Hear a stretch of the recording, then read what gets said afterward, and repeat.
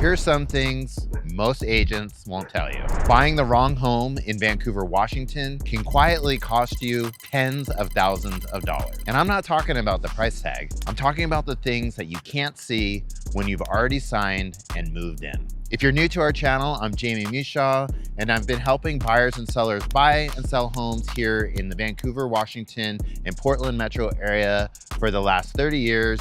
And what we do is we make honest videos about buying and selling homes here in the Vancouver and Portland metro area. And in this video, we're going to be breaking down the 5 types of homes that you need to be careful of purchasing here in Vancouver, Washington.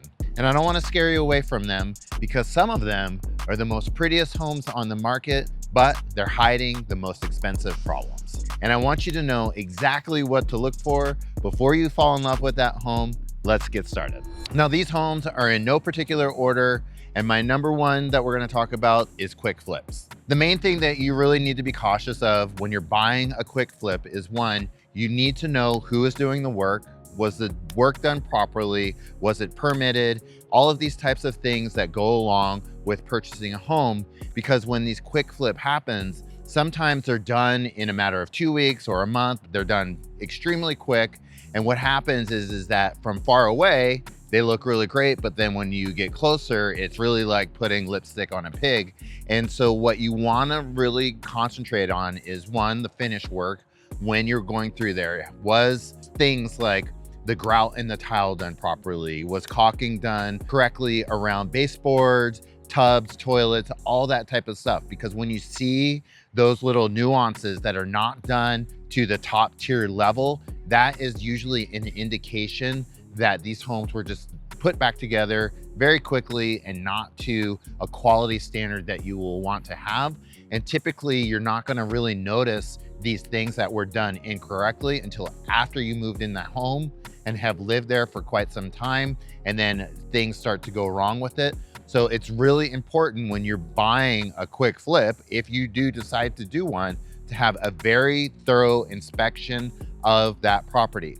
And when you're doing that inspection, again, you really need to make sure that if there was any major changes structurally, electrical, plumbing in that property, that it was all permitted.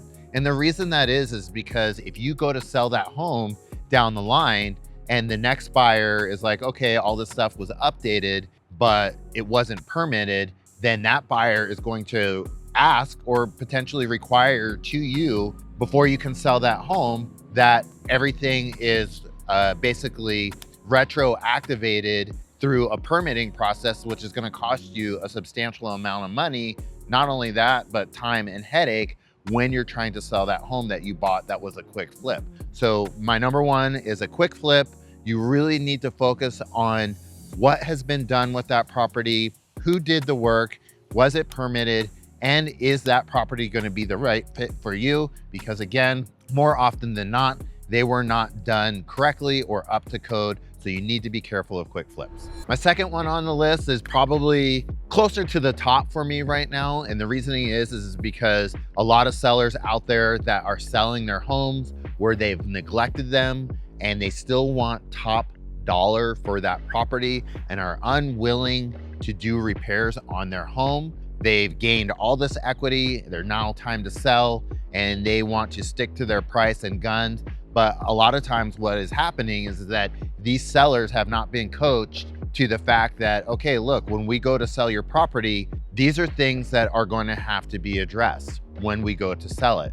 And if that seller is not willing to negotiate with you about things that need to be done on the home, one of the things specifically that I always talk about right now is roof, because a roof is literally one of the biggest things that we're negotiating. And when I try to negotiate a roof with a seller, when I'm representing the buyer, I want to make sure that that roof is replaced prior to closing.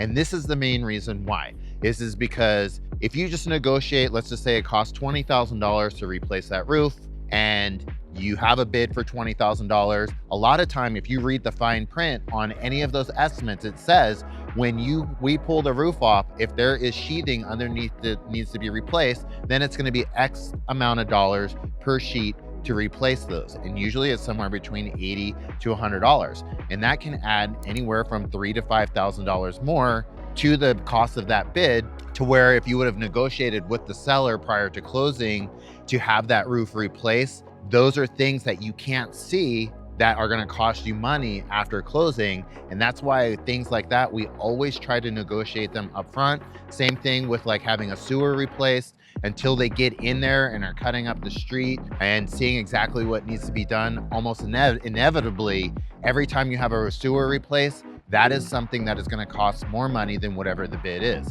So if you have a seller that is unwilling to do repairs on a property where they're getting top dollar for it, you just need to know that long term, it's going to cost you more money down the road because you're not negotiating enough money at the time of closing to cover the cost of those repairs. So you now are overpaying for the house because of repairs that you did not have negotiated prior to closing.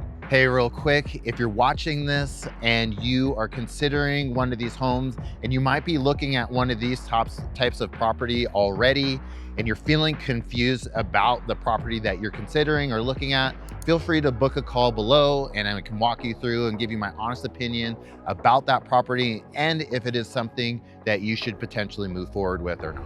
Number 3, homes to stay away from in Vancouver, Washington are condos and townhomes that have mismanaged HOAs. So one reason that I talk about this quite a bit when I have a buyer that is looking to purchase a condo or townhome, more often than not, it might be a first-time home buyer because the attractiveness of condos and townhomes in this area, the pricing looks really great. And then you just have to think about on top of that is the HOA fee that you're getting charged every single month. And so what I see is that post-COVID, a lot of HOAs did not increase their HOA costs enough because there was a significant increase in inflation on costs of things that need to be done to properties when you're looking to do repairs. Specifically more so when you're talking about a large condo or townhouse project where all the roofs need to be replaced at one time or all the decks need to be replaced at one time. The HOAs did not factor in inflation. And so what happens is that when it's time to do those repairs, yes, you have $100 a month HOA or $200 a month HOA. But then what happens when they go to do those repairs, all of a sudden they do not have enough money in their reserve funds from the HOA to do all these other repairs. So in essence, what then happens is that you will get assessed per unit a certain amount of money. It could be you have a $10,000 lien that is now put onto your property or a $20,000 lien, and then your HOAs go from $100 or $200 a month to $600 or $700 a month. And right now in this market and uncertainty, a lot of people cannot afford that extra amount of money. So you really need to be conscious of when you go to buy a condo or HOA to know what the health of the HOA reserves are. And you need to be comfortable with the fact that if you know that they are not funded properly, that what you really need to do, in addition to the money that you're setting aside every month, you need to have an additional account that you're flowing money into in case that HOA has an assessment that's going to come up on the property that you're looking to purchase. Homes to avoid, number 4 in Vancouver, Washington, are going to be homes directly off of the I-5 and 205 corridor. And these are some things that agents might not be telling you when you're looking to buy homes in these areas, because more often than not, the reason that you're looking to purchase in these areas is because maybe you're looking on Zillow or Redfin and you're saying, wow, these homes are super affordable. Well, the reasoning behind that is because you have a lot of homelessness or crime in these particular areas. Off of the I-5 to the north, not directly in downtown Vancouver, but just to the north of that and to the west, those are areas that are affected by that.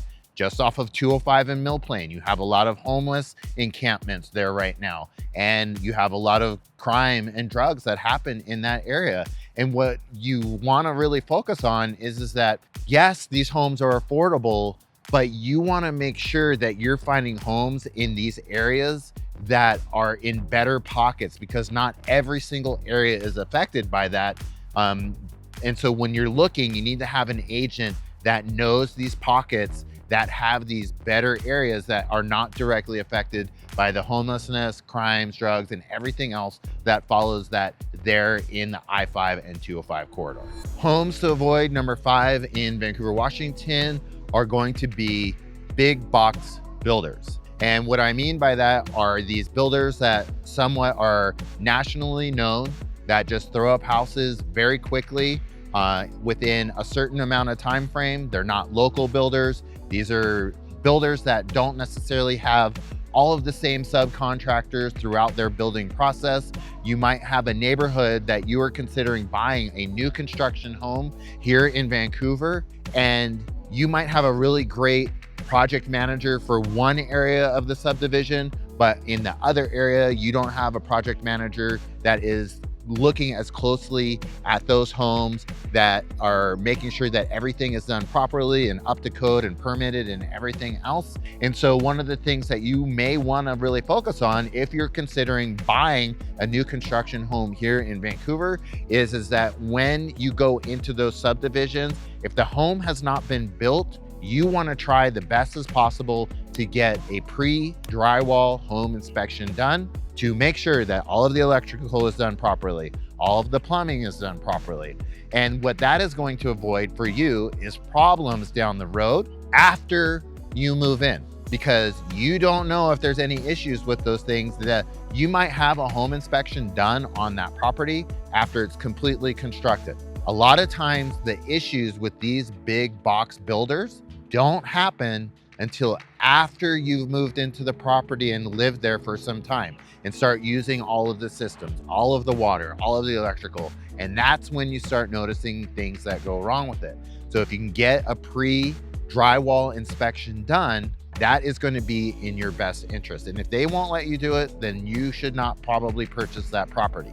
So you really want to make sure that if you're looking to buy a new construction home by one of these nationwide builders, that you really know what you're getting into, because more often than not, because of how quickly that they're built and put up, they're not built as quality as what you would see in a home by a local builder that only builds, maybe a handful of homes per year. Are those ones going to cost you a little bit more money up front? Probably, but long term, you aren't going to have the headaches. You're not going to have to use your warranties or any of those things that come along with these builders, because they have more control over the product that is being built, because typically they're using the same plumbers, the same sheetrockers, the same electricians, all of the things throughout their whole entire project, where you do not know what you're getting with these big box builders. And that's going to be my number 5 home to avoid in Vancouver, Washington. So these are the 5 homes to be careful with when you're considering buying a home in Vancouver, Washington. None of these are automatic no's, but they take another level of looking into when you're considering buying them. If you're house hunting in Vancouver, Washington, and you want somebody that's going to give you an honest opinion about the home you're considering buying, book a call below and we'll walk through that. I'm Jamie Mushaw with Jamie Mushaw Real Estate, and we'll see you on the next one.